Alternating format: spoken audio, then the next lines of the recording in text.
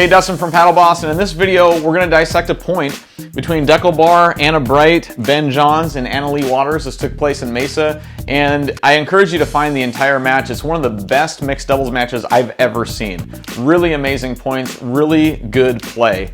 And so, as always, at the end of this video, we'll do the point in its entirety. But let's just start off with Ben serving the ball to Anna Bright. She returns, and they are in a stacking position. So Dekel scoots over, and Anna Bright is on the run. What I like about what happens here is Ben chooses to drive the ball to his opponent that's on the run. This is always a good move because when they're on the run, they're not going to give you as strong of a volley back. And so that's what he does. He chooses to drive the ball to Anna Bright right here. And like I mentioned, she doesn't give him the best volley. It's a pretty good volley, to be honest, but it gives him the opportunity on his fifth shot to come in a little bit and then do a nice, easy drop shot. Anna Leigh's also coming to the kitchen line, and now everybody is at the non-volley zone, and they go through a series of cross-court dinks back and forth. The goal here with your dinking is to make it unattackable for your opponents.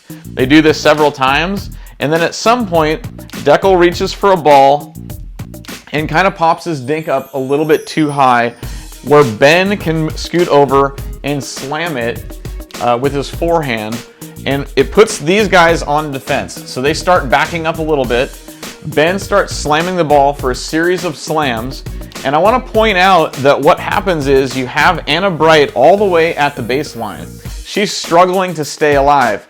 Every time Ben slams the ball, they're just trying to get it back over the net to see another day. But what's happening is every time they try and get the ball over the net, they're still popping it up too much so that Ben can continue to slam the ball down at them. They need to break this pattern somehow, and I love what Anna Bright does here. Ben slams the ball, and she decides, because it was a slam that she had time to do a drive back at him, she drove the ball. Instead of trying to drop it or just get a reset or that kind of thing, she decided, even though she's on defense, it's time for me to be aggressive, otherwise we're gonna die here. So she decided to be aggressive, drove the ball over here to Anna Leigh. Anna Leigh did a nice volley, but when you drive the ball's only going over the net just a little bit. When you're on defense and you're trying to drop the ball, oftentimes you're popping the ball up so they can continue to slam and hit the ball down back at your feet in a downward position. But when Anna Bright drives the ball, because there's only a little bit of clearance over the net on her drive, Anna Leigh no longer can slam down at the ball, she just has to volley it. So her volley isn't as strong as the previous slams from these guys that are on offense. As a result, that drive to Anna Leigh sets Anna Bright up where she can now drop the ball into the kitchen, and they can both get to the non-volley zone, now being in a neutral position. Hey, if you like this classroom type of pickleball instruction where you have a whiteboard and we're dissecting points, then you're gonna love the Pickleball Playbook. I want you to click the link down in the description to check it out. But inside the Pickleball Playbook, there's 30 different pickleball plays of the most common situations that you'll find yourself in a pickleball point and how to gain the upper hand in that point. Each play has a QR code in the top right. You scan with your smartphone. It'll take you to a video to explain the play, how to execute it, and how you can gain an advantage in that point using that play. Again, if you're interested, click the link down in the description to check it out. So now we have all four players at the kitchen line, just like before, and we're dinking unattackable dinks back and forth, mostly cross court here between the females at this point. Anna Leigh pops the ball up to Anna Bright just a little bit too high. She takes the opportunity to hit an aggressive shot back at Anna Leigh. Anna Leigh drops back and hits it back, and it ends up popping it up for another slam.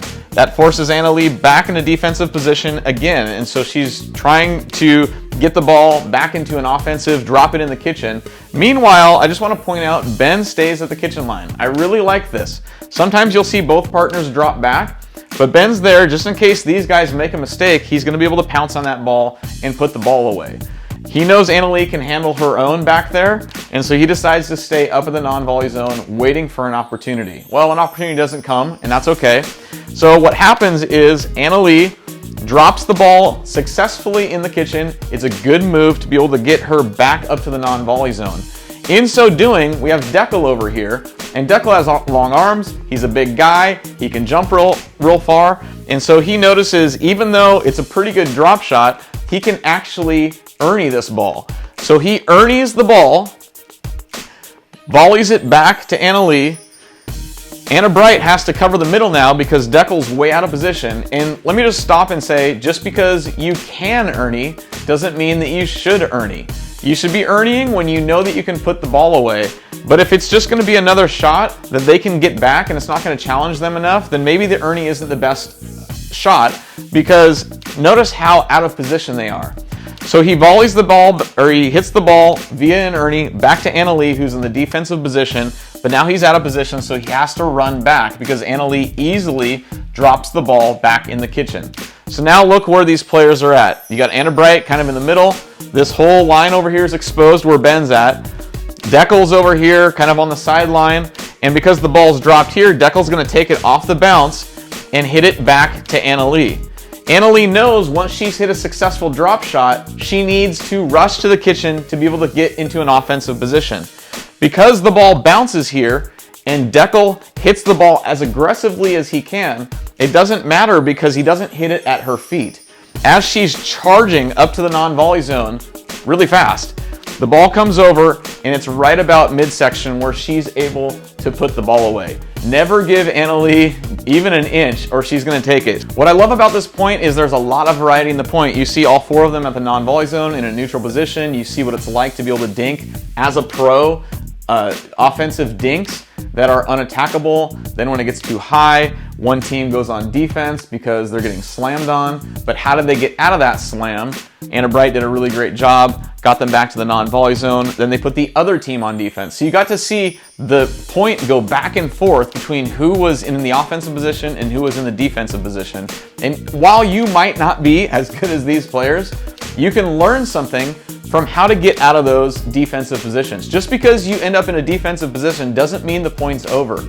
Get the ball back into the kitchen by dropping it if you can. And if you have the opportunity, I love what Anna Bright did back here when she drove the ball to be able to get a little bit of a weak volley back from Anna Leigh that allowed her to drop the ball in the next one and get back to the kitchen. That's a great strategy to be able to get back to the kitchen.